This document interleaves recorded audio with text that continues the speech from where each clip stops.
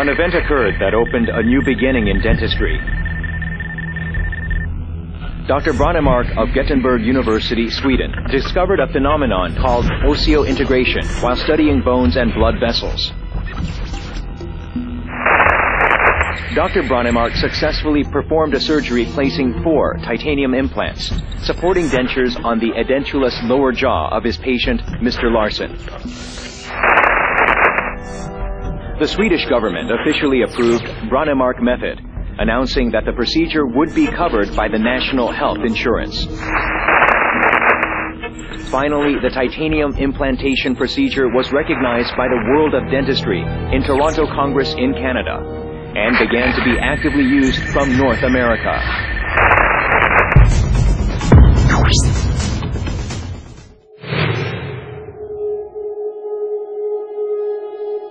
Since the commercial production of Brånemark implants by Nobel Pharma in Sweden began, many implants of various concepts from many different implant companies have appeared and disappeared. Still today, developments and improvements are being made to produce better dental implants.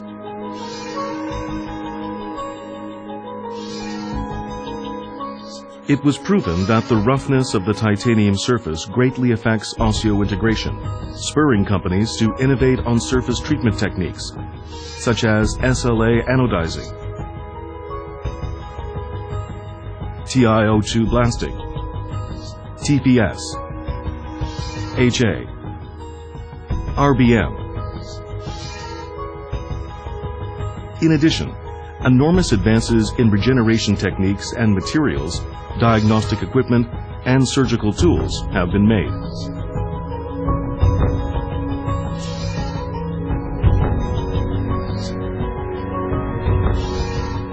This evolution has led to dental implantation becoming a technique that may be applied to any patient in almost any condition. After a fixture is placed in the alveolar bone, a period of time should elapse before loading, and then the abutment is connected in order to deliver the prosthesis. This has been the standard protocol to date.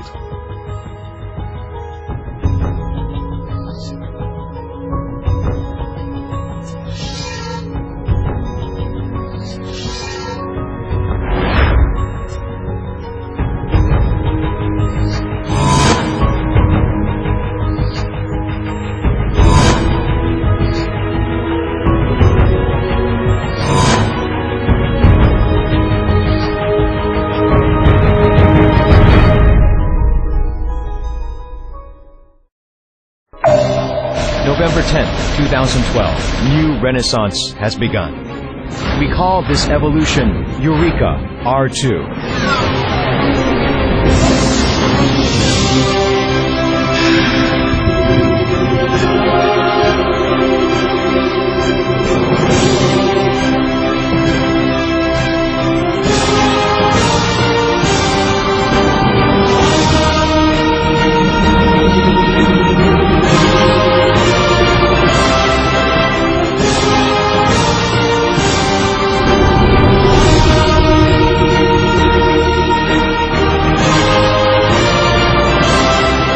Eureka R2 is here and now.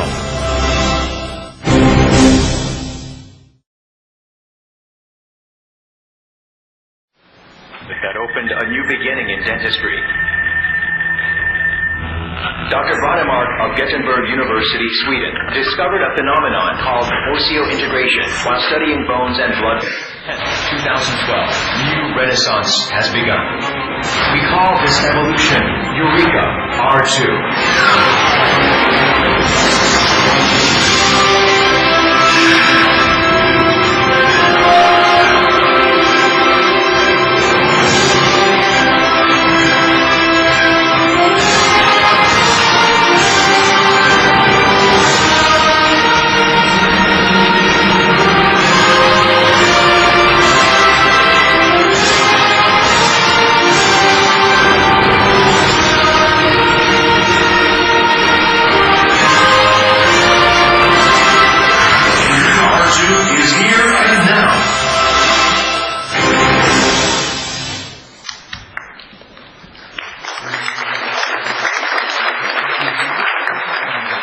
Morning,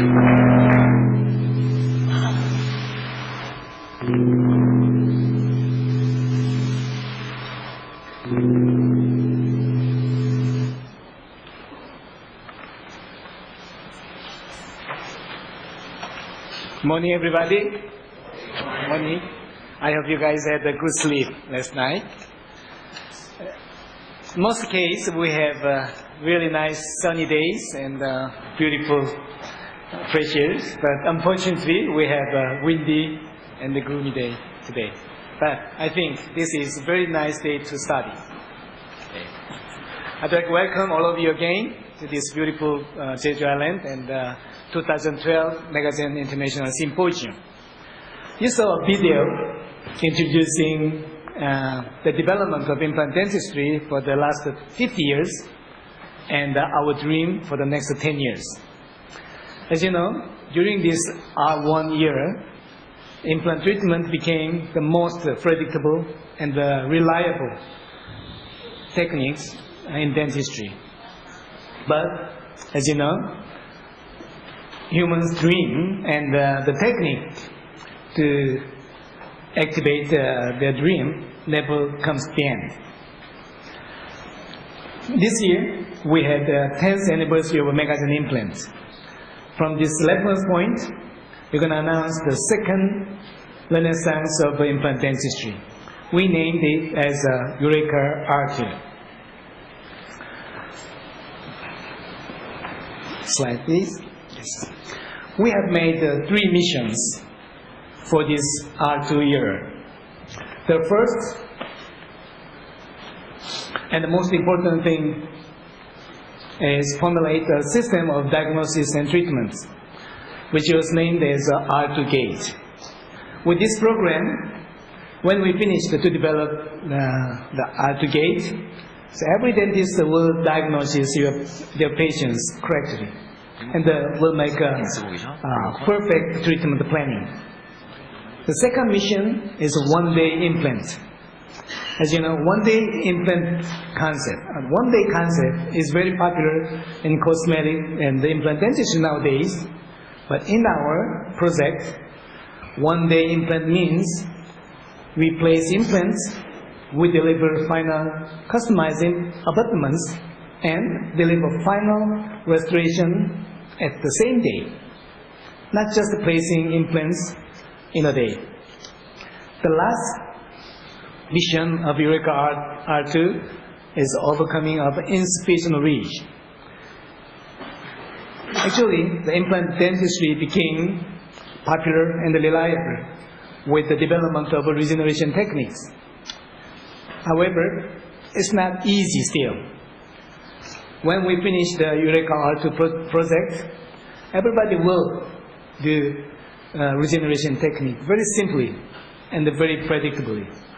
So we will show you everything we think today, and we have 9 speakers in these morning sessions, and so they are our team.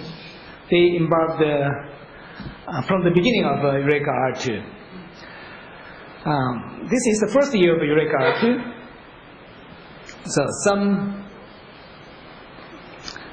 items has already quite a concrete shape, but most of them are just at the beginning, in the starting line. I'd like to say the heroes of Eureka R2 project is you. You guys, your active participation and feedbacks can fasten this project as fast as possible. And I'd like to introduce the first speaker with the great pride, Dr. Jong-Chul Kim, who developed the R2 Gate. Please welcome him with the big hands. Thank you. Thank you, Dr. Bhatt. Good morning, everyone. Yeah, I'm very glad to see you again.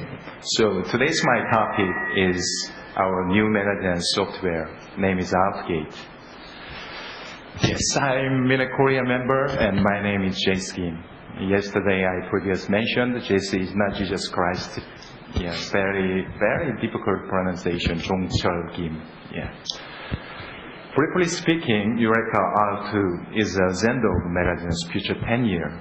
And when we started this project, we make an effort to find all these goodies, because most new is based upon all these goodies. So we found one interesting item, that is treatment planning. Through the well-organized treatment planning, we can make a good final result. So, a Beijing rule in treatment planning to preserve what is wrong, and to preserve what is right, or change what is wrong.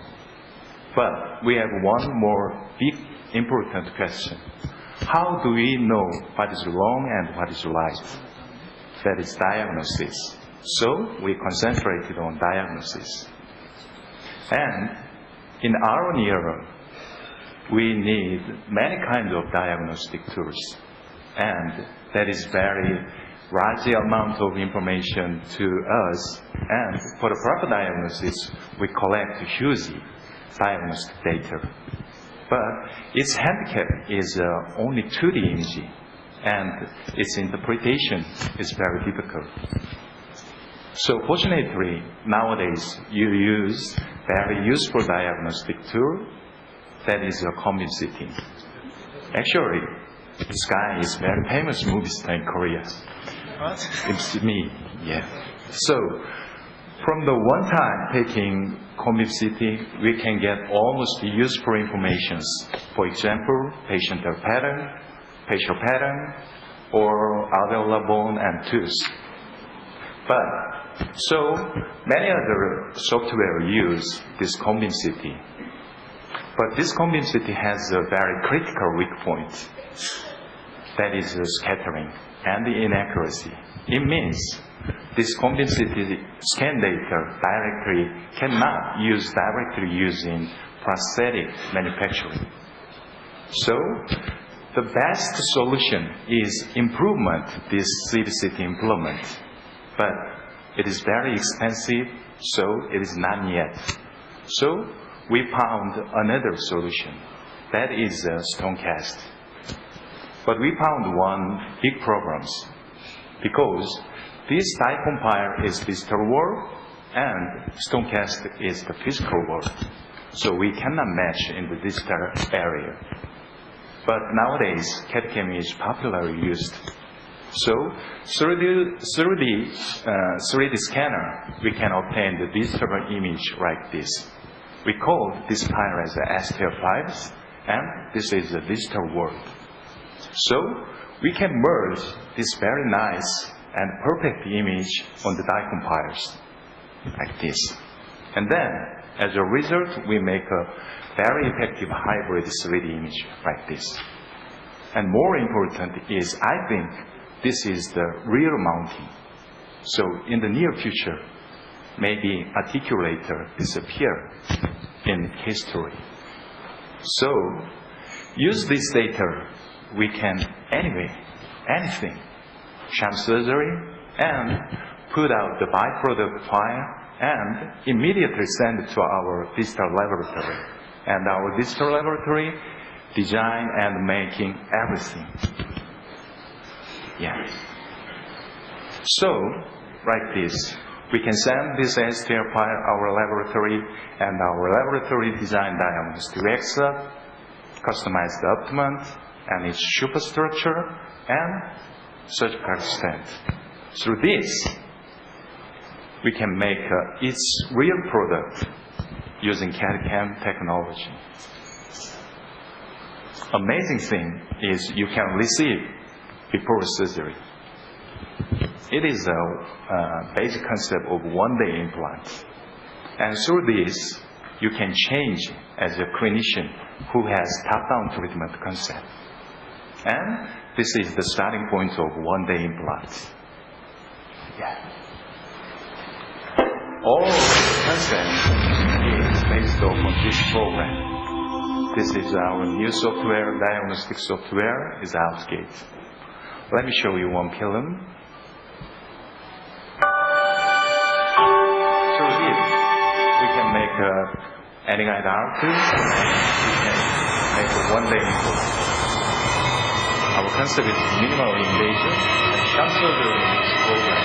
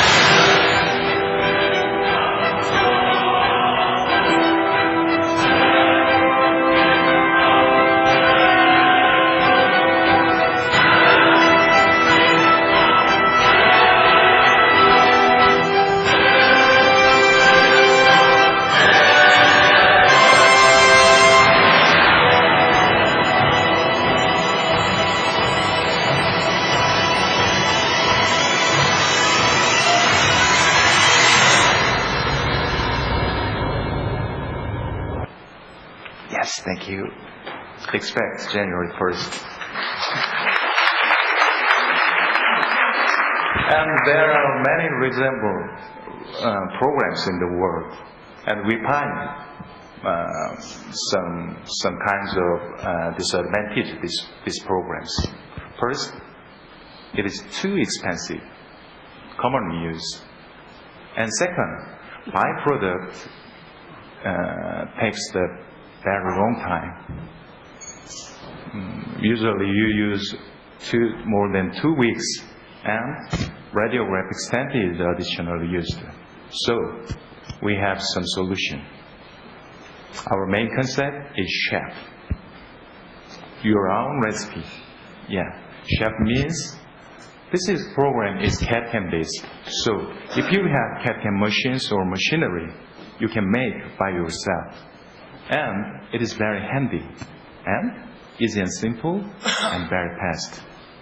Actually, yesterday we had a hands-on course about these programs, and many of you say it is very simple and easy. Yes, so our slogan is this: your grandfather, your grandmother can do Outgate. Only 5 minutes. That's all. So, and moral gift is Dr. Bob special offer in Jeju Symposium. After this session, both booths and take your information. And from now, I tell you the ultimate goal of Outgate. Previous mentioned is just starting because we are implant company. So first step is concentrate on implant procedure. But this is the ultimate goal of Outgate. Yes, another movie star, but he's class 3. Yeah. So one time taking Convim CT, Outgate tell you the patient skeletal pattern analysis. Yes, and show you the final result immediately. Yeah. This program we will use in orthodontic field and orthodontic surgery and cosmetic field. And Convim CT has one critical handicap. It is a very static condition. So we cannot dynamic conditions. But when we diagnose this patient, we need patient dynamic occlusions. So in the future, that is near future, we will put in a patient real dynamic information into Convim CT. And we can see patient dynamic occlusion on your screen, and you can design the patient prosthetics. As a result, this program will use not only in implant dentistry, but also general dentistry. So, before the surgery, we can scan patient facial pattern and design the artificial structure and make before surgery and then put in. More important thing is it is customized individual functional aesthetics. So our ultimate goal is true digital and devotion to welfare of mankind. Actually, devotion to welfare of mankind is our nation's foundation concept. Yeah. In Korean, 홍익인간. So, in 1969, humankind make a first footprint on the moon, and Neil Armstrong say, this is a small step for a man, for one man, but this is a big leap to the mankind. So we hope this Eureka Art project is small step for magazine, but one giant leap for dentistry. Yes. And our ultimate goal, dental treatment is establish patient function and aesthetics. And in the near future, and nowadays, the mainstream is turned into the digital dentistry. So most of our prosthetics turn into the digital technology prosthetics. So we need some new technicians. He's not expert on the analog works, but also expert to digital work. So we call these guys as a digital maestro.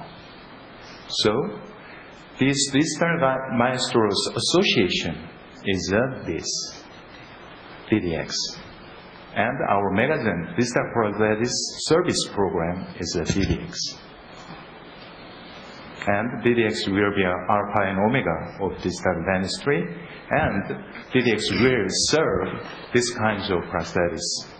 Zirzen is zirconia CAD/CAM prosthetics, and Tizen is titanium CAD/CAM prosthetics, and AnyGuide and Outgate. Yes.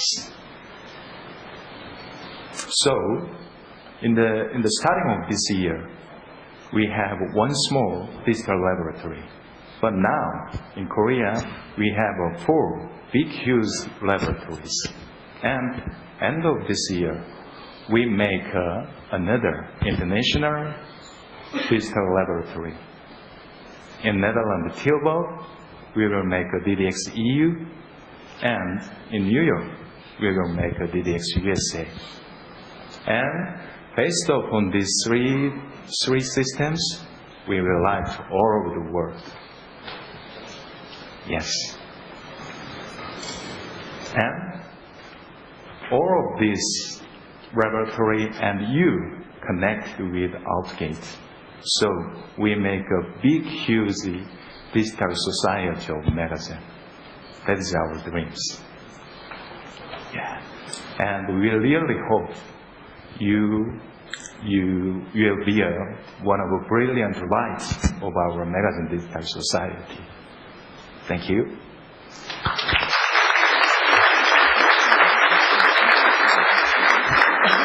Thank you, Dr. Kim. Excellent presentation.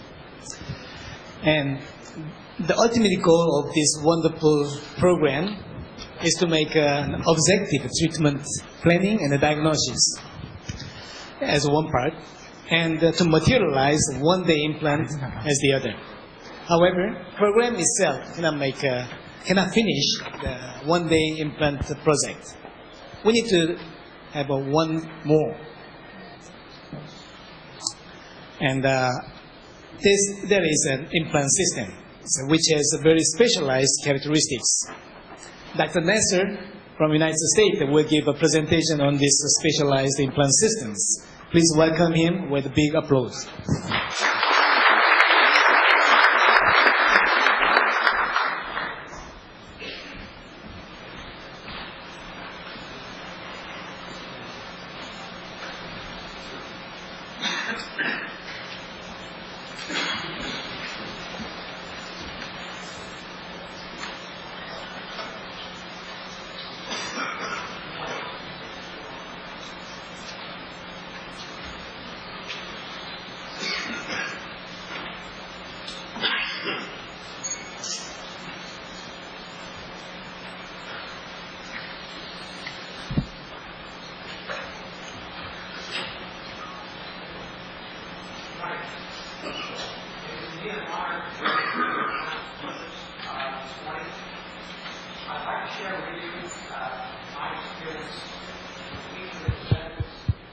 again with the implant system NXT. I started my journey with Endocrine.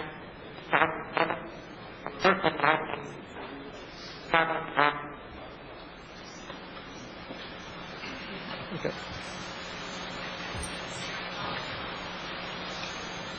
Okay. And today, we will discuss some of the clinical benefits of the system through the cases that I've learned a lot from as far as what implant dentistry can do for us. After being introduced to the AnyRidge implant system, I have changed my thought process in dentistry.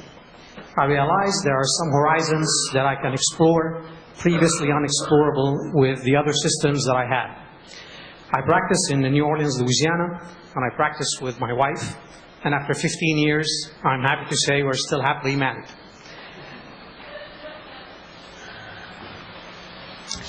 How did this change my thought process? Previously, when I looked at a maxillary fractured first molar, I would say, well, I have to extract the tooth, I need to put a bone graft in the socket, and then come back and place the implant a few months later.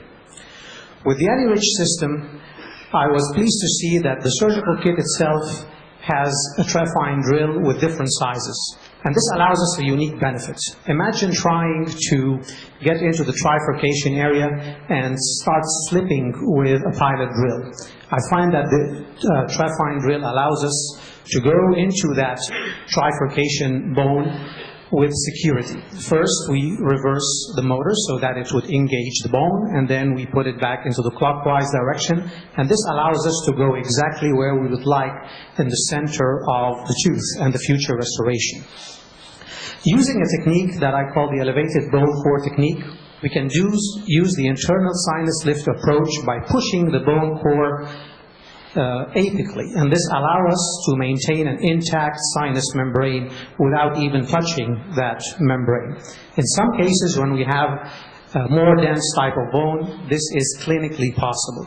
In other cases, it is not possible, and we have to remove the bone core and particulate it, like I would show you in future slides. I always am a big proponent of angiogenesis enhancement, and we can use different types of bone growth factors to apply on the implant surface. And this was with the RBM surface that already was an excellent surface and had an excellent design. However, with the newer surfaces, we don't need to apply any angiogenesis factors such as PRGF or PRF on the root surface. One thing I like about that implant system is that the implant has excellent primary stabilization. My main interest in the implant is how well it stabilizes. This way I am sure I can place the implant and get excellent primary stability and feel confident that this implant will integrate. Not worry that I place an implant that may not be as stable as I'd like it to be. And this way I can also do adjunctive guided bone regeneration procedures with a bone graft and a membrane, and even with a sinus elevation protocol, know that that implant will integrate in lesser time. What about patients who, for economics, refuse having a sinus lift procedure? What's nice about the AnyRidge system is it comes in different lengths. It allows us, in some situation, if we have adequate bone, to avoid the sinus lift completely. I like the punch technique for a minimally invasive surgical approach, and when using the punch technique, it is wonderful to see that the surgical kit comes with a handpiece mounted punch, so we don't have the limitation of access when you're using a hand punch. It is important when doing the punch technique to measure the soft tissue thickness. Once that soft tissue thickness is measured, it allows us to know how far apically from the crest of the soft tissue we need to place that implant. And that's very important for the vertical positioning of the implant platform, because that vertical positioning of the implant platform will allow us the emergence profile for the final restoration to look as natural as possible. What I like about the design of the knife threads of the implant is their impressive stabilization, even torquing at 50 newtons centimeter, and confirming that with Austell measurements that are significantly high at placement time, even with the shorter implant designs.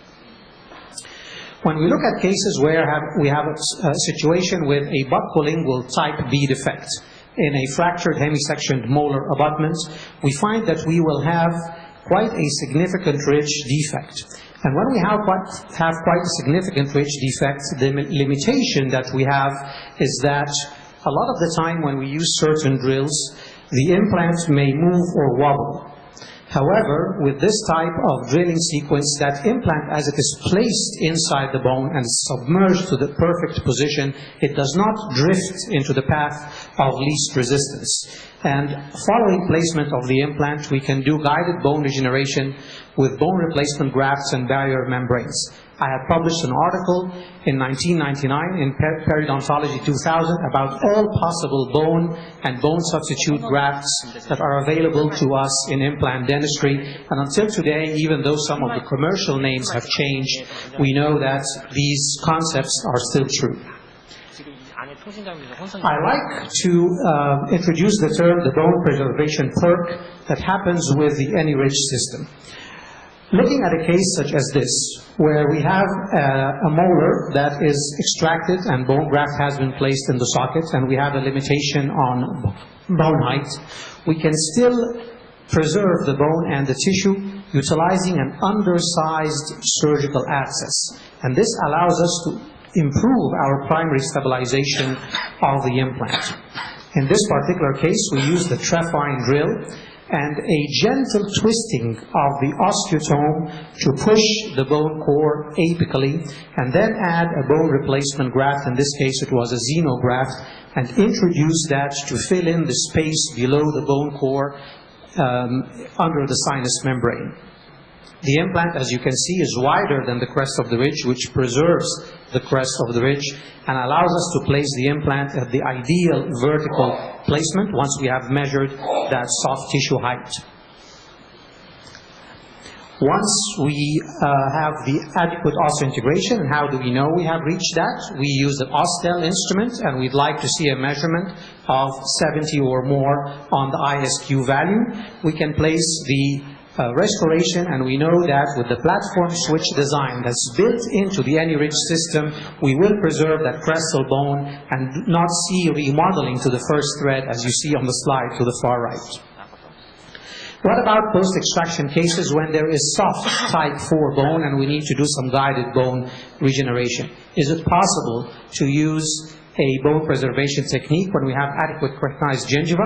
And of course that is possible. If the implant, if the bone quality is soft and we attempt to remove the bone core, it will come off very easily. As you can see in the second slide over here, there is quite a high marrow space, which is highly cancellous type 4 bone. That can be removed and it can be preserved and particulated and placed ahead of the implant. Once you introduce that ahead of the implant, as the implant goes into space, into position, it pushes the bone apically below the Schneiderian membrane. And then you can do supracrestal autogenous bone grafting from the same amount of bone that has been collected in order to make sure that we have bone on top of the implant platform, not just at the level of the implant platform. And with excellent primary stabilization, we can do a single stage technique. Sometimes we get cases referred to us that have already been extracted by the general dentist. The general dentist has placed bone graft into the socket, and the patient doesn't want to wait, and he wants to come and have the implant placed sooner. With other implant systems, I find that I am concerned about the initial stabilization.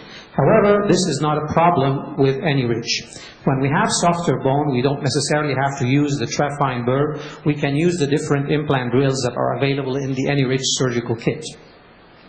This allows us to stabilize the implant with an undersized osteotomy. But one major feature that has been wonderful with that system, that has made me feel more secure about my placement into softer bone, is that the third thread of the implant is wider than the diameter written on the implant box. So if you feel that you are still not engaging with adequate resistance, feel confident that once that third thread engages, it's 0.4 millimeters wider than the implant, you will have that wonderful primary stabilization and have the peace of mind of having success with osseointegration. We temporarily place the cover screw so that we can use the bone graft that has been particulated to augment the bone crestally from the osteotomy site, and this way the bone does not get into the implant well where the healing abutment will connect, so you don't have to worry about cleaning the bone from that area. And then once that's done, we can remove it and place the healing abutment. And as you can see in the slide on the far right, we have more bone than we need to cover the implant platform. What about immediate implant placement with temporization? If you look at the CT scan, the tapered design of the AnyRidge implant allows us to place the implant in the ideal position. And this allows us for temporization without worrying about placing the implant in a position where it may perforate the apical portion of the bone. You can see the implant on the scan is within the confines of the ridge and within the anatomical location of the natural tooth position. In some cases, we get patients that have recurrent caries or endodontic failures, such as the case up on the screen. And when we go into that area, we find that the bone core is sometimes too small to preserve.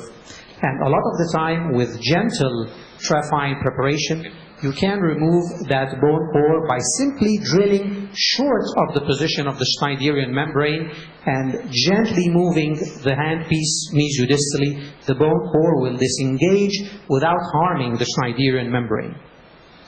That bone core can be particulated and it can be placed with an osteotome with a gentle twisting technique. There is no malleting anymore.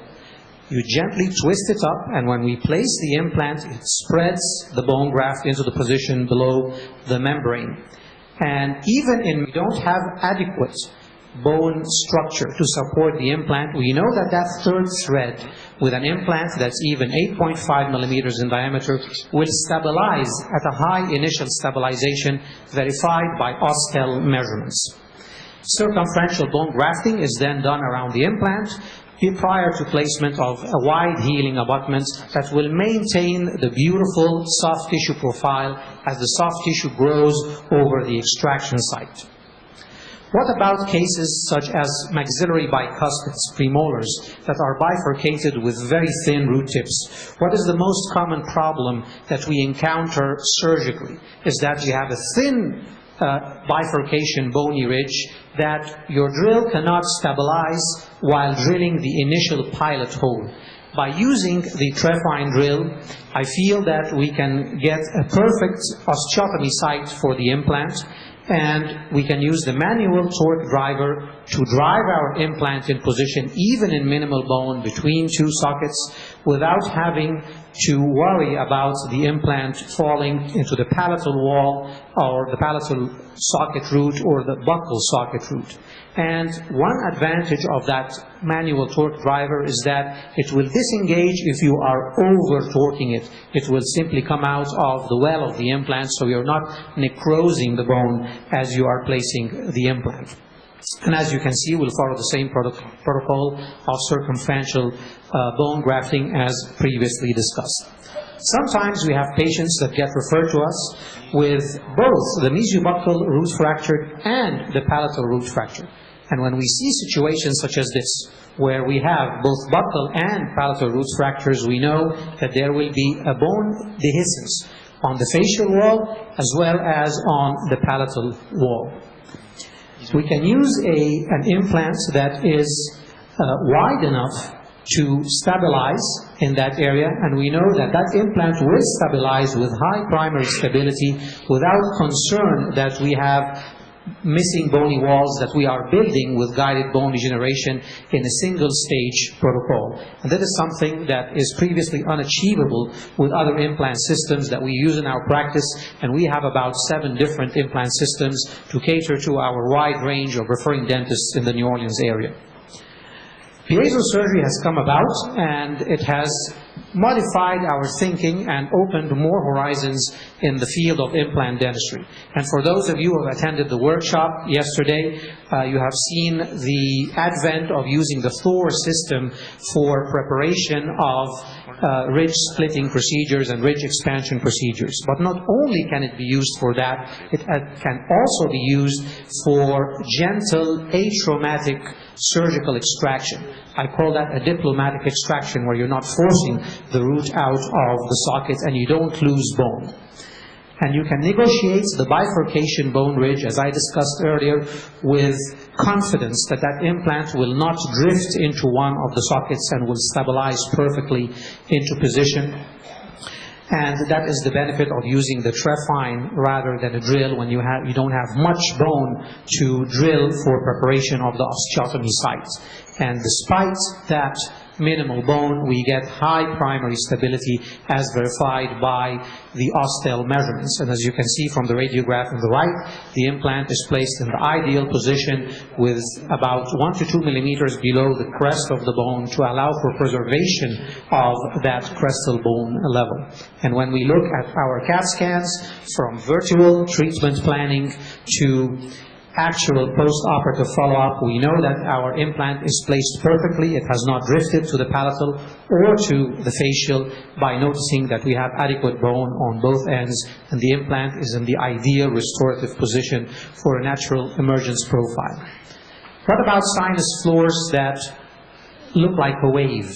For example, in this maxillary molar situation, you can see on the slide on the far right that the moment we have done the extraction, the Schneiderian membrane is already evident, and we are already below the Schneiderian membrane and there is no bone. By careful preparation of the osteotomy site, we go just below the lowest level of the sinus floor, and this allows us to release most of the remaining bone core. And that can be gently pushed apically. And we know that once an implant is placed into that area, even though we may have the Schneiderian membrane close on one area compared to another, the base of the AnyRidge implant is blunt. It does not have a sharp thread on it that would cause any tear in the Schneiderian membrane. And with the advent of the knife design of the threads of the implant, it becomes an effortless centralization without wobble or drift. You don't feel that you have to put any force on the handpiece to get the implant perfectly centralized in a position where you have minimal bone, really, as you have seen in the previous slide. Crestal bone can be optimized with guided bone regeneration, and as you can see, after you remove the cover screw, we only have a narrow access that perfectly fits the design of the healing abutment, which also mimics the shape of the final abutment, which has the S anatomy for maximum preservation of soft tissue.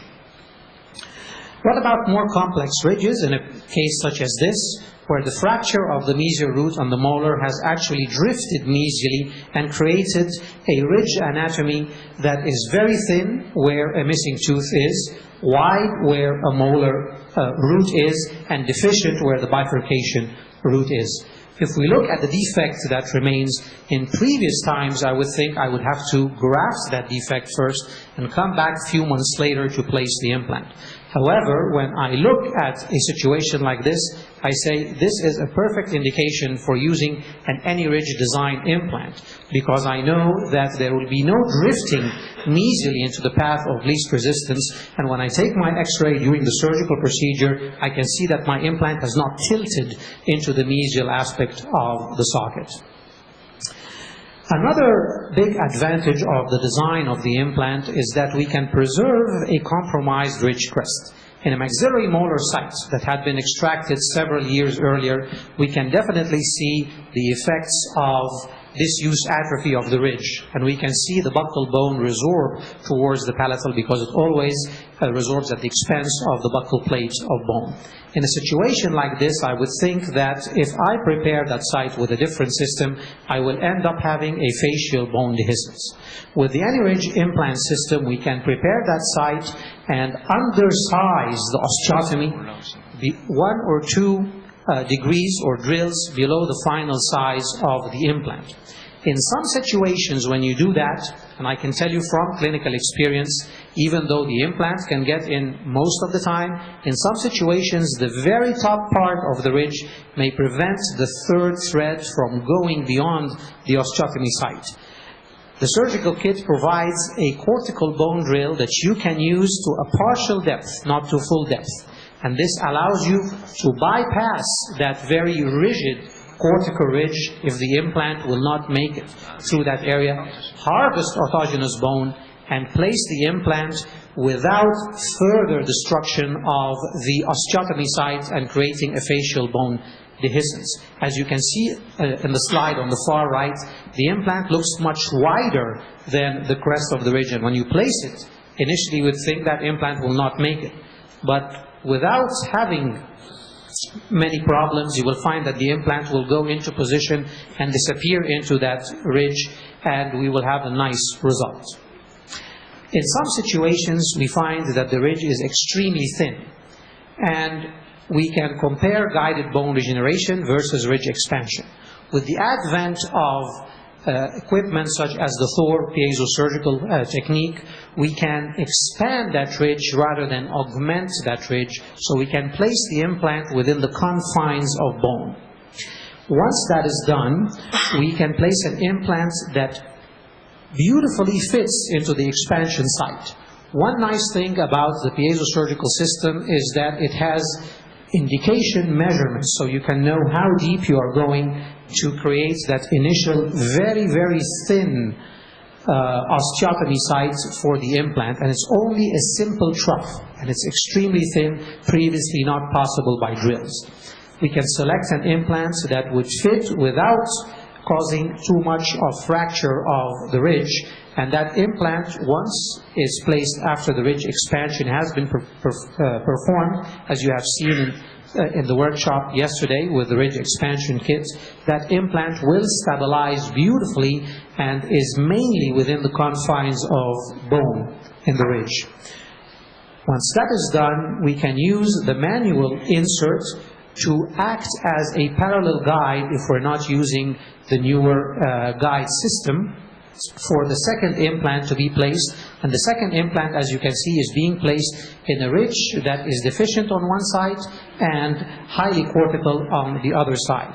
And nevertheless, having the trephine drill, as you drill through the different quality of bone, you do not feel that drill falling into the path of least resistance, and an implant of wide diameter can be placed and stabilized simply because it allows us to achieve that primary stability and graft the bone with confidence. What about ridges that had been destroyed by long-standing lesions, such as the situation on the lower left in the panoramic film that we can see with a cyst at the apex of the molar? We can see that there is no buccal bone and there is a resorbed pontic site. We place a narrow implant at the premolar to allow for buccal guided bone regeneration, and then we perform ridge expansion with the bone expansion kit that allows us to place an implant of ideal diameter in the molar area. And this allows us to have a beautiful emergence profile and have an adequate implant design to support the final restoration. The ratchet extension can be placed as a guide for alignment of the second implant where the trephine osteotomy is being done. And once that is done, you can see the bone core come out in the trephine. This can be particulated and placed around the implant, and we know that there will be a primary stability and no drifting, which means ideal positioning for the bone augmentation, both mesially, distally, and on the buccal aspect of the implant. And for me, this is the peace of mind with the AnyRidge system. And just as we felt comfortable with the design of the implant and a surface that gives us excellent osseointegration, we go from a wonderful feeling to a spectacular feeling when Megagen introduces to us the XPEED surface, where the calcium ions on the implant surface mean an accelerated osseointegration of the implant. So now not only are we achieving excellent primary stabilization, but we feel confident that we can have a faster osseointegration and deliver our restorations in a shorter period of time. As we know, most of our patients want the restorations yesterday. When I look at a situation like this, I see there is severe external ridge resorption on the distal aspect of the canine. And what does external root resorption mean? It means that we will have bone loss. Once the tooth is removed, we can appreciate the amount of bacteria that will accumulate into a defect such as this one. When we deliver the X-Speed implant, we know that through the design of the AnyRidge implant, that implant will achieve primary stability. But not only will it achieve excellent primary stability, it will give us faster osseointegration and a smooth insertion process.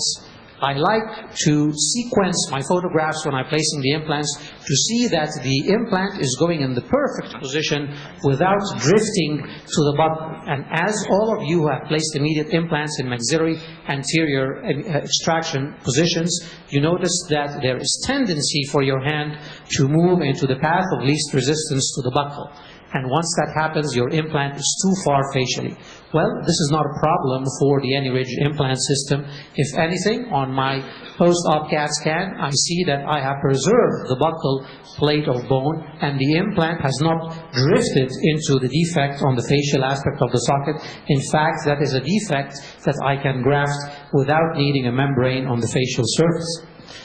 So, we can go from theory to practice with complete confidence. And as the speaker before me mentioned, from imagination to reality with confidence, and now with the Eureka R2 system, you know that you can place that implant with confidence in the perfect position. What does the X-Speed allow us also to do? It allows us earlier placement in cases with less than 1 millimeter of native bone following external sinus floor elevation. Previously, we would have to wait several months before we can place an implant into a grafted sinus. With the X-Speed surface, we know that it attracts osteoblasts, and we may cut our treatment time for our patients. When we look at cases where there is a low sinus floor, and we can imagine our position of the implant prior to treatment and virtually place the implant with the software on our computers, select the appropriate implant length, do an internal sinus elevation protocol. We know that once that implant is placed, we know that we are utilizing the design features of the AnyRidge implant with the surface benefits of the X-Speed surface for improved success levels. And this is the message today. Using the AnyRidge design and the X-Speed surface, we will guarantee more success all of the time. This was my experience with the AnyRidge system and the X-Speed system, and I would like to introduce to you Dr. Han, who will talk about the long-term experience with AnyRidge X-Speed system. Thank you very much for your listening.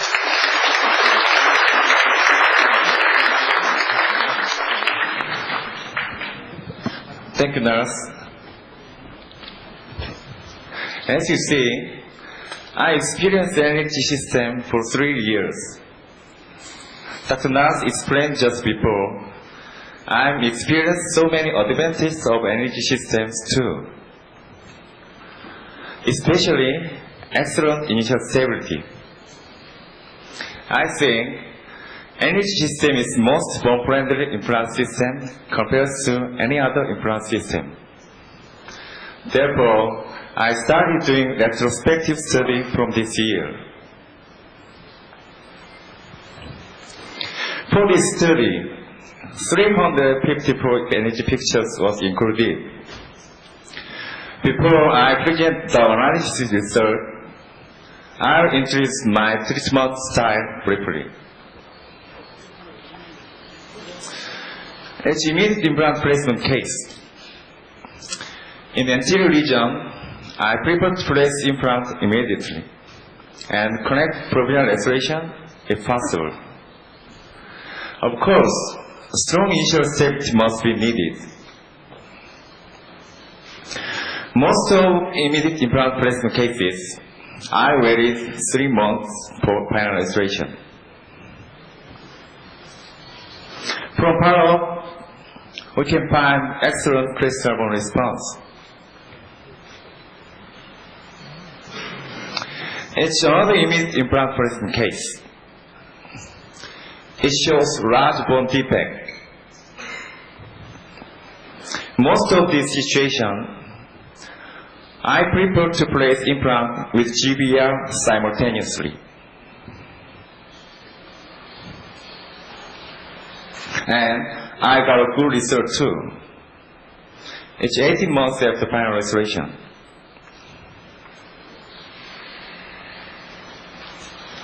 It's a slight narrow ridge case.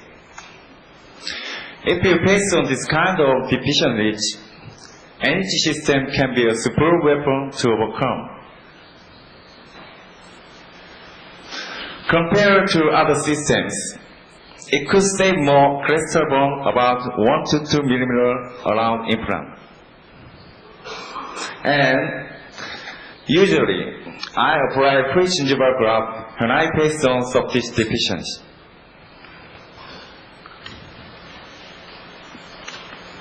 As normal, I deliver provisional restoration and then final restoration. Personally, I like screw type and single type zirconia processes. From 2 years follow, we can find beautiful crestal bone and soft tissue response.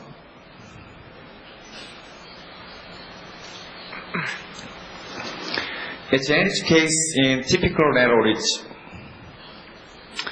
How can you treat this situation? GBR, block bone graft, ridge split. I choose ridge split technique with energy system. Compared to GBR technique, it's much simpler, easier, and quicker technique. It's really great combination. 3 months were enough healing period. For more information, Dr. Jun Wong Bak will introduce you in next session. From follow-up, we can find stable crestal bone response. To place implant into host bone is very helpful factor for good prognosis. How about maxillary sinus bone graft cases? I have 2 choices personally. First, I use short length implant if host bone height is over than 4 millimeters. And I apply sinus bone graft technique through lateral window if host bone height is less than 4 millimeters. It's my choice. Sometimes I use short length implant when I face on anatomical limitations.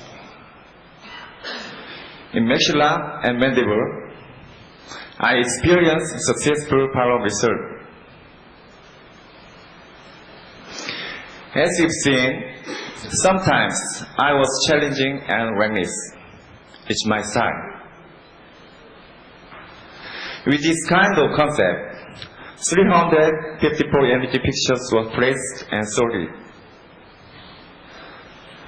And I collect the information from patient chart, clinical photos. Based on this information, I get a survival rate.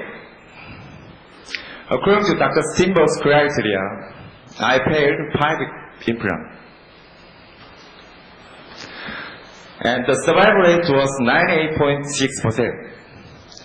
It was great survival rate indeed. If so, it's time to check parameters one by one.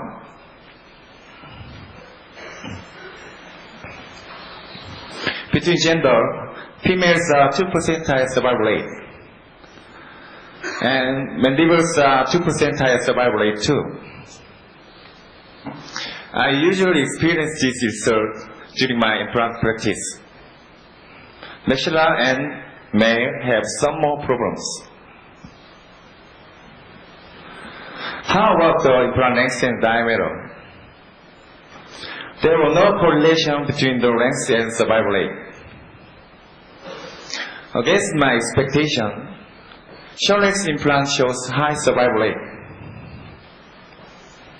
And there was no correlation between the diameter and survival rate too.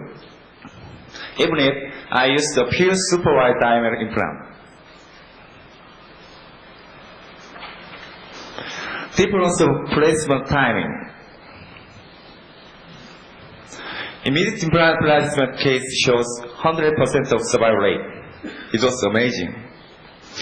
I think it comes from strong initial stability of energy system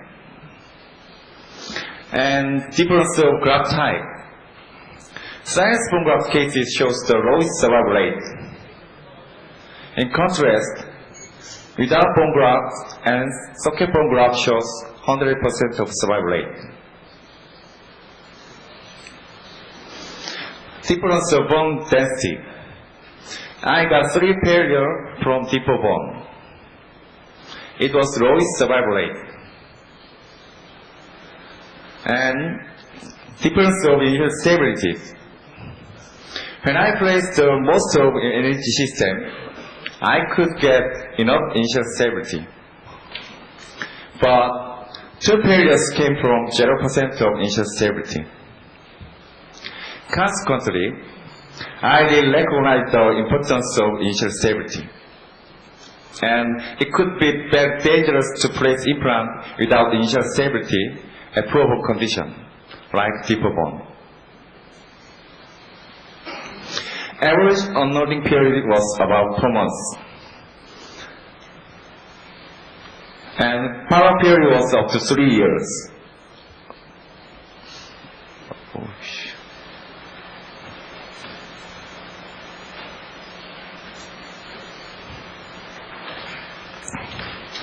In the future, I have a plan to extend the survival rate with more implant and follow-up period. And I analyzed the failure time using lifetime method. 4 implants were failed before loading, and 1 implant were failed after 2 months of loading. After that, there were no failed implants. According to the many researches about the survival rate, there were a few failures after a year. Although I had short-term follow-up period for this study, it shows same pattern as many researches. Therefore, I expect long-term progress as positive as possible. One more, I'm going to discuss the reason of failure. I believe long-term failure will be much more meaningful thing than just keeping survival rate. Here are 5 failure cases. The tentative reason of failure is insufficient initial stability and graft infection and using temporal denture after sinus bone graft. I'll show you 2 failure cases. First failure case. It was severe bone defect case. But I planned implant placement with GBR simultaneously. It's my style. I thought it could be possible to be osseo integration because there were favorable bone housing around implant. Inevitably, I placed implant without any initial stability. I now regret that why I didn't choose more long implant for initial stability at this case. Anyway, after 5 months, I removed and replaced that implant because of the osseointegration symptom.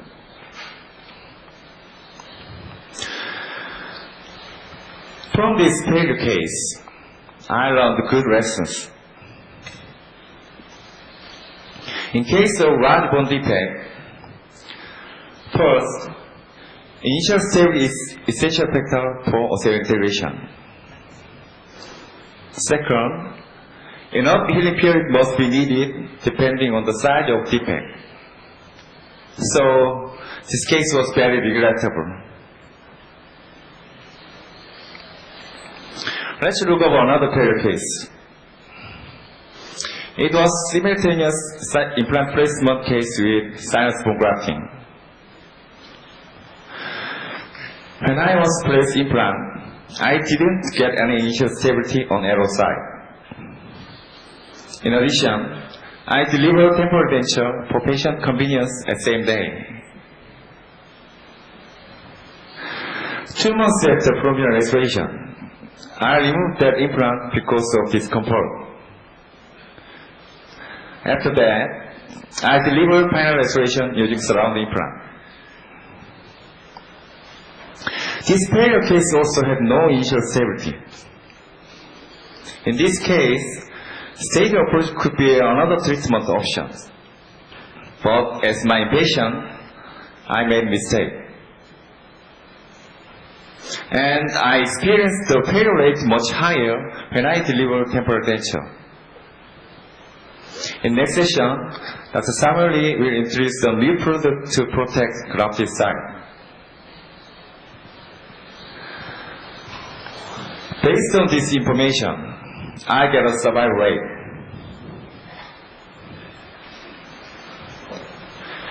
And it could be able to reach almost 100% of survival rate if I had some more careful approach. 98.6% survival rate was great.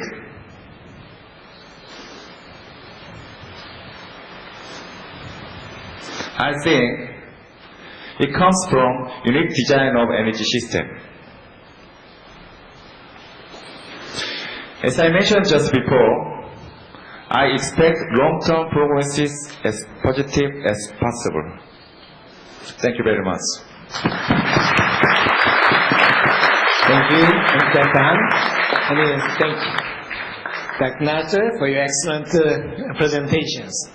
As you saw, the presentation, Enrich implant system has so many advantages, and including initial stability and really enough surface areas to be integrated at the proper time. But it does not stop at this point. That's why we call it as an Enrich implant system. You can use this at any kind of ridge style. And they showed just a routine procedure, routine protocol of implant treatments. Now, it's time to have a trip to one-day implant protocol with another Dr. Han. Please welcome him. Thank you. Thank you, Dr. Bak. Good morning. I'm Dr. Chang-Hun Han. Yes, another Dr. Han. Thank you. I'm very happy to share my experience about NH implant.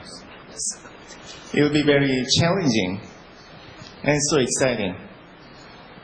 Now, here we go. 3 and 6. Can you imagine what these numbers mean? I think most of you probably know about that. When the conventional Brennemar's protocol, we should wait 3 months in mandible and 6 months in maxilla till osseointegration process became stable. But should we really wait such period for protective restoration? Now I'm going to be showing you what can be changed.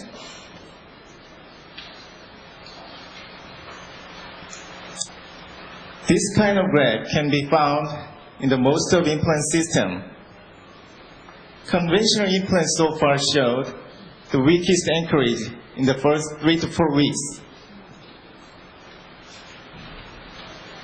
When the conventional thread is installed in alveolar bone, heavy pressure will be generated. We consider it to be initial anchorage. However, this pressure causes pressure necrosis, and that's why initial stability is decreased in the first 3 to 4 weeks. So we have to wait some time of bony remodeling period around dental implant. But what if the previous graph can be changed like this, with constant improving of stability? What kind of changes can be brought in our implant treatment? This is the key point of one-day implant. For the last 7 years, I performed resonance frequency analysis using oscillatometer to all the implants that I've used. As you know, in fact, OCell can provide reliable data about implant stability. Of course, I'm waiting for more reliable and objective method to assess implant stability through further study. But for now, OCell can be the only method for this. Without this kind of test, we have to depend on our personal experience or follow the Brennan's protocol. I've measured IS values of energy implant immediately after implant installation and at an interval of 1 week. Conventional implant might show the decrease of IS values in the first 3 to 4 weeks. But in case of energy implant, IS values were stable or increased even in the first 3 to 4 weeks. What kind of changes were happened? The most important feature of energy implant is knife thread. Differently from triangular implant, knife thread is installed as cutting the bone rather than compressing like this. And far less and very gentle pressure can be provided against bone. And furthermore, far more surface contact with bone. Because of these differences, energy implant might be showing stable or increased IS values. We are seeing the very special feature of energy implant. Then how about loading protocol of energy implant? How can we decide the adequate time for prosthetic restoration for this special implant? So far, I've measured insertion torque and IS values of energy implant for 3 years. And based on the data, I proceeded to prosthetic procedures. I think you might want to know about that. Let's see the resonance frequency measurement. A smart peg for energy implant was screwed into the implant. An RFA was performed using oscillatometer. Double measurements were made for different directions, and the average of IS values was recorded. You should remember to use specifically designed smart peg for energy implant. And if monthly measured IS value is over 70 and start to plateau, monthly measured IS value start to plateau over 70, you may proceed your prosthetic procedures. You should be careful at first because you have to adapt to the new implant system and gain momentum day by day. You might remember the 3 goals of Eureka R2 that Dr. Bach mentioned today's introduction speech. Especially, I'm interested in one-day implant. If implant installation and final restoration can be done simultaneously in 1 day, how much fun it be? Before we are talking about one-day implant, we should review some articles and my cases. Sarah and Meredith demonstrated IS value around 65 did not result in any changes of stability with time, and proposed this as a safe level for immediate loading. Asma documented IS value of 60 and insertion torque at least 30 Newton centimeters as a threshold value for immediate loading. This is my follow-up data so far. The average IS value of NH implant, which show insertion torque above 40 Newton centimeters and was about 71. Insertion torque above 40 Newton centimeters was IS value was 71. So I decided to use these values for immediate or early loading of NH implant. I'm a clinician, as all of you, and I take my priority on treating my patient over taking risk. So, at the first time I tried immediate loading of NH implant, I was selecting the case with good bone quality and quantity, and no bony defect was identified. In this case, flameless implant installation was done. The insertion torque was 15 Newton centimeters and IS value was 72. So, the master impression was made immediately after implant installation. The final prosthesis was delivered in 1 week. 1 week post-operatively. And IS value was 77 at the time, even increased. The result was so good. Another case, fractured screw was strongly engaged in the fixture and impossible to remove. So the old fixture was removed and NH implant was placed. The final prosthesis was delivered in 2 weeks post-operatively.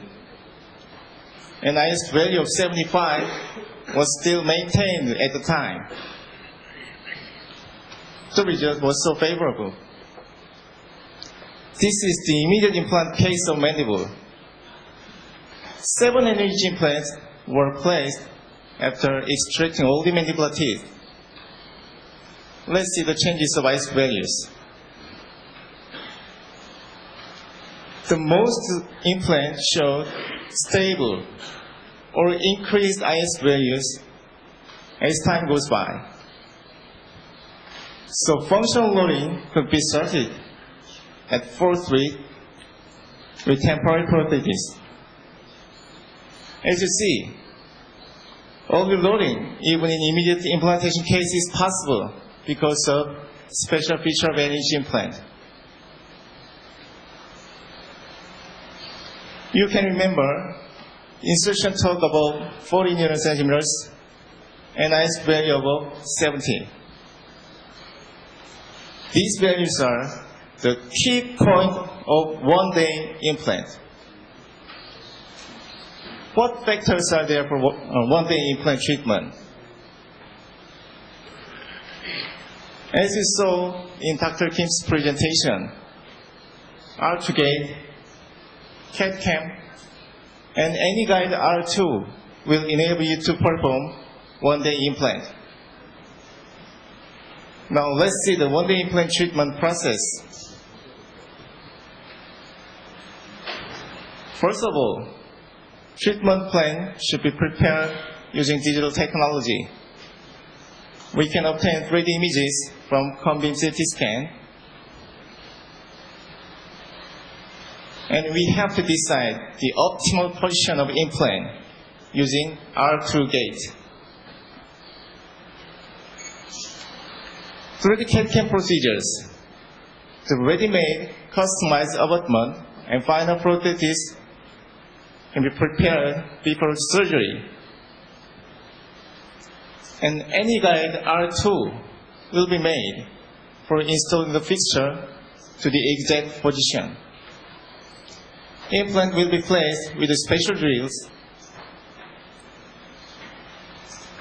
and then regions frequency measurement was performed as you saw before.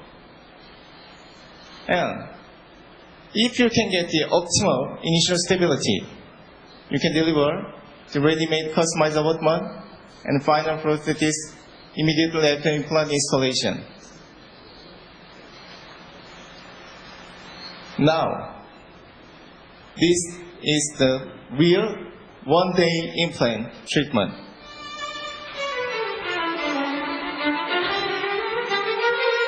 I think some people already saw this video, but please enjoy once more.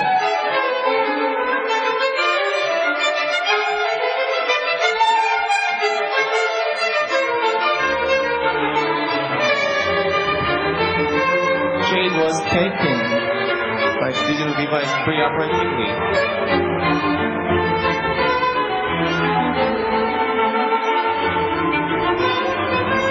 And it's treated complete maxillary first premolar.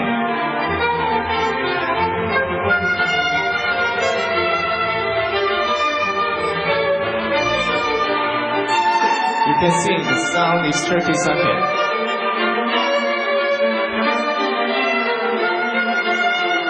This is AnyGuide R2 without little ring.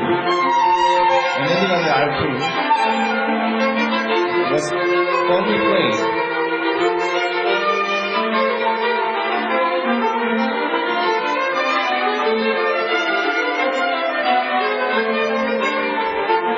We have to use special drills. This is newly designed special drill system, and it's very easy and very simple.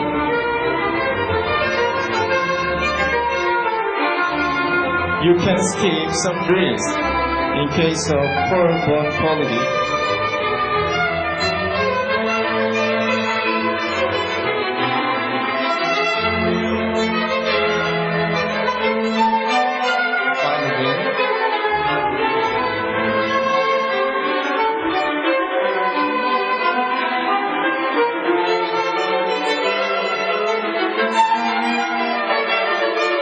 An enriching plan was placed with strong initial stability.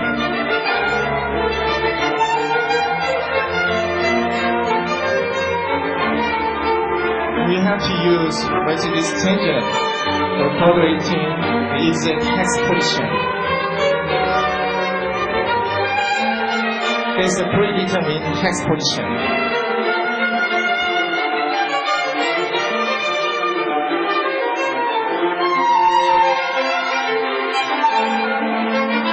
We can deliver ready-made customized abutment and final prosthesis because we can get the initial stability, very strong initial stability.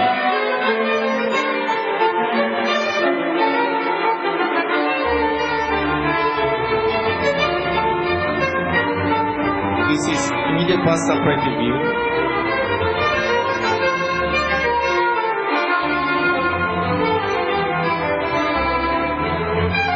The results are so fantastic.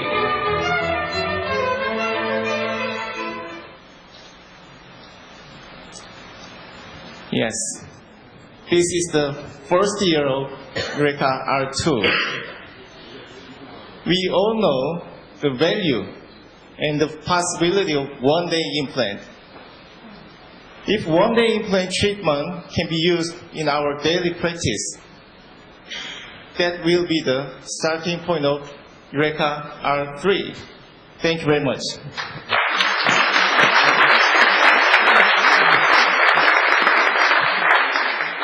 Thank you, Dr. Han, for your scientific approach to one-day implant system. Yeah. How do you think? How do you think about one-day implant protocol? Is it attractive to you? Or I think that some of you guys can feel scary. But it's, as you see, it's very scientific.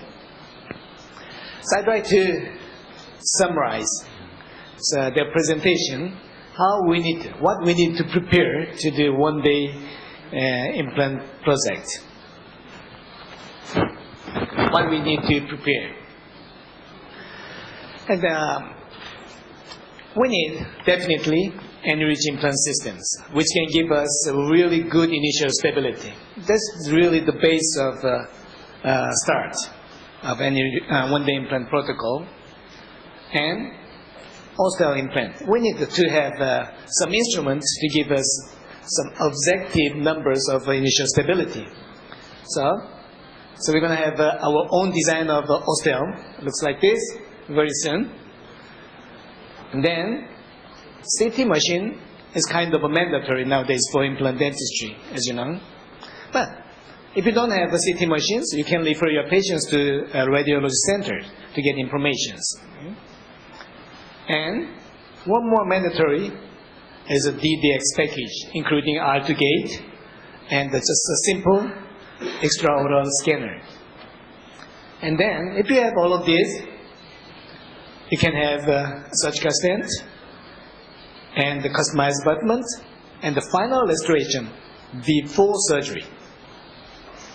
Then, the surgery next step will be very simple.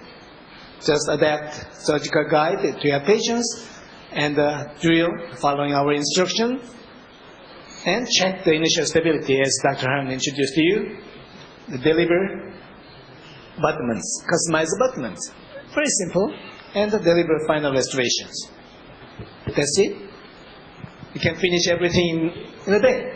Actually, the last procedure take only 10 minutes.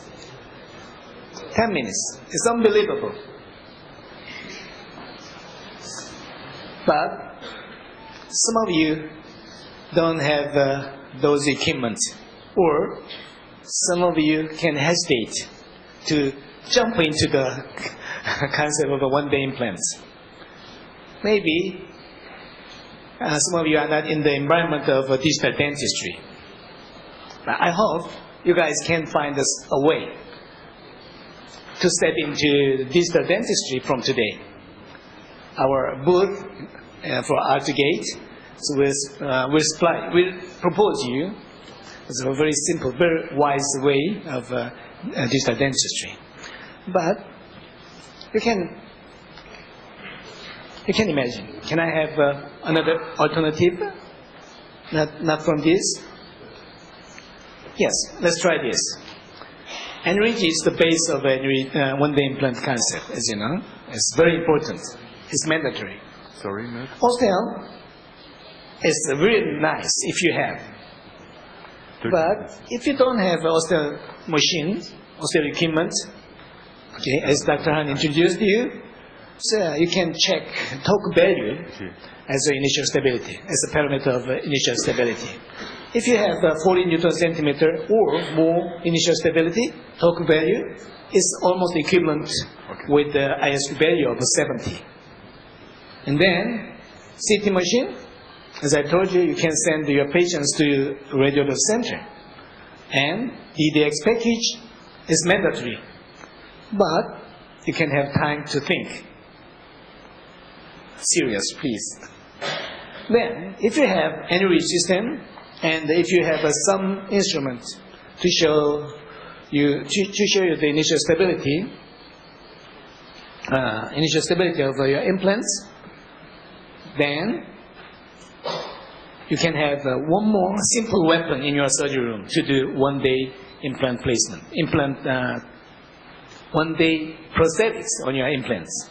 That is fuse abutments. It looks very simple, right? It looks like customized abutments, but it was made with plastic. And then you can place implants and check the stability, connect the fuse abutments simply, immediately after surgery. At the suture, you can deliver temporary crown on your implants. Patients start to chew immediately after surgery.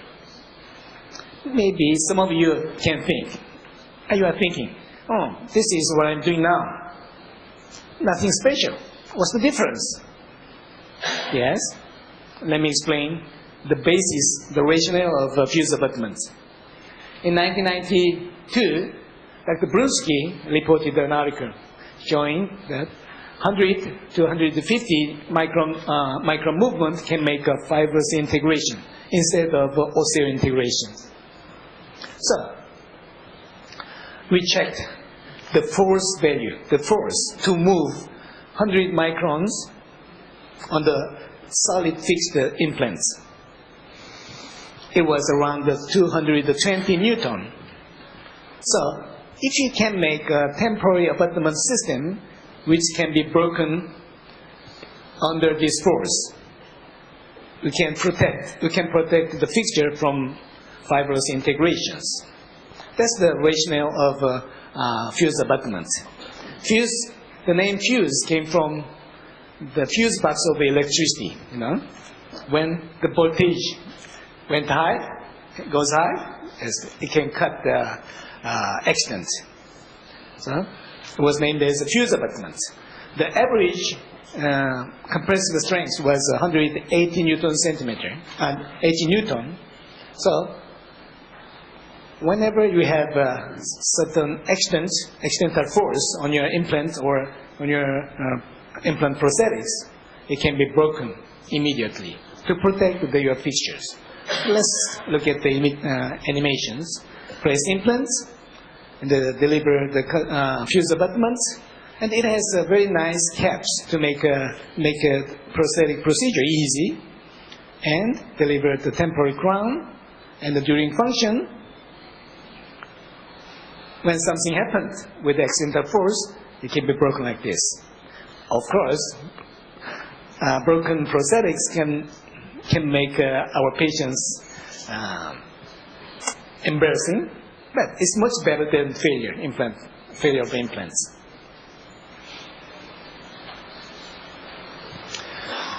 Okay, this is the case I did several months before.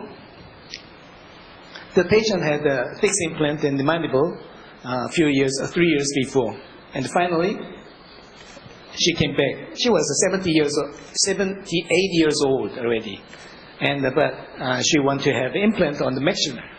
So I did immediate loading on the mandible, but she wanted to have teeth immediately after surgery on the maxilla. So I placed the 8 implant with minimally invasive surgery, and placed the fused abutment on the implant, and made the prep. So this is the X-ray shows the immediate post-op, and this is 1 month after surgery, and this is 3 months after surgery. Look at the bone filling in the extraction sockets. Look at the bone response on the crest. It's perfect, isn't it? And there was no failure. And I connected the customized abutment and delivered the final restoration with CAD/CAM technology. So this patient used the teeth for chewing food from day 0 to the final. So she was very happy. So this is start of the design of fused abutments. Before coffee break, let me explain 2 more implant systems. So we developed recently. So in the beginning of this year, we launched the N1 implant system. Very simple. It's kind of, you can call this as cousin of N-Ridge systems. It's similar, but different. So let me explain the characteristics briefly. It has the same knife thread, same shape of knife thread with N-Ridge, but it has only one single depth of knife thread. So with the increasement of diameters, the core diameter increase instead of thread depth. So it's different concept from N-Ridge. And it has XP the surface like N-Ridge. We had the CE and the FDA 2 months before, so you can use immediately. So it looks like this. And unlike the other implant systems, and the N-Ridge implant, anyone has a 3 mm straight area at the top of the implants, and you can adjust the level of implants according to your preference. Like this, some guy wants to place a bit deeper, some guy wants to place at the same level of the bone crest. And the strengths, we design specially for the strengths. So nowadays, the minimally invasive with the narrow diameter and the short implant becoming more and more popular. So even 3.5 mm and 4 mm smaller diameter, and the regular diameter implant has much more strong, much bigger strength than other implant system, as you see. And abutment and it has internal connection, has massive compatibility with the other implant systems. It has 11 degree more tapers, internal connections, and the abutment itself customized, had some modifications to fit more CAD/CAM and prosthetics. It changed from chamfer to shoulder, like this.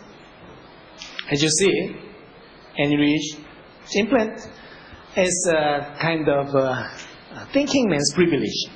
You have to think to place N-Ridge implants. You need to understand the quality of a bone. You need to understand how you can make initial stability. It can't be changed according to your preference, according to your implant style. But anyone, it's very easy. So you can just follow the conventional protocol, and then it will give you a really nice result. But remember, this is not our ultimate goal. Okay? And we finished to design the mini implant, which has a 3 millimeter and a 3.5 millimeter, 3.25 millimeter diameters. Very skinny. You know, the indications easily, right? And it has 11 degree connections. It's compatible with the Astra implant, Astra mini implant, and 1.7 millimeter hex, very small, and 1.4 millimeter screw abutment screw. And it has a single macro thread and XP the surface treatment also. And everybody will afraid of a broken implant with the narrow diameter implants. But as you see, our mini is quite strong compared with the Astra implants. So I can say this is mini but mighty. Let me show one clinical case. Very simple. So you cannot use these skinny implants into the molar area, right? Even patient has very narrow ridge. This is only for small teeth, mandibular anterior and maxillary lateral incisors, which has very limited space. Patient lost the anterior 4 teeth several months before. As you see, when I opened the plate, the ridge was very limited. The final drill is 2.5 for 3 millimeter. So even after drill and even after placement of implants, there was enough bones buccal-lingually, and initial stability was very nice. So I connected the final abutment, easy post, immediately after surgery, and made the temporary at the chest side. Patient was happy, as you know. And 3 months later, I finished the case with the CAD/CAM prosthetics. Look at the X-rays. So how near the implant with the natural tooth is less than 0.5 millimeter, but look at the bone mismatch. It's very nice. I think you had a lot of eurekas today, this morning, and I hope you could catch everything from the presentations. Now it's time to have a coffee break, and after the coffee break, we're gonna give you more eurekas on the regeneration part. So please enjoy a coffee break. Thank you.